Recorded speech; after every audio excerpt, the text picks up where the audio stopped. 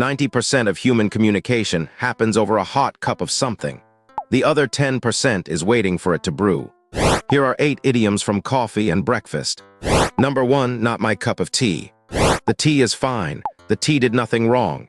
It is simply not yours. Not my cup of tea means fine for others, just not for me, thanks. Number 2, wake up and smell the coffee.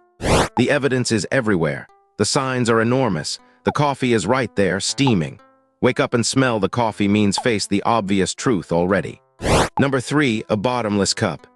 You drink, the waitress pours, you drink. She pours physics objects. The diner does not care. A bottomless cup is a supply that never ever ends. Number 4, spill the tea. Lean in, lower your voice, and tip the whole pot over. Spilling the tea means sharing the gossip, all of it, every last drop. Number 5, a morning person. They wake up singing. They alphabetize before sunrise. By 8 p.m. they are a houseplant. A morning person is cheerfully unstoppable, but only until dusk. Number 6, the breakfast of champions. Whatever fuels your best day, that is your breakfast of champions.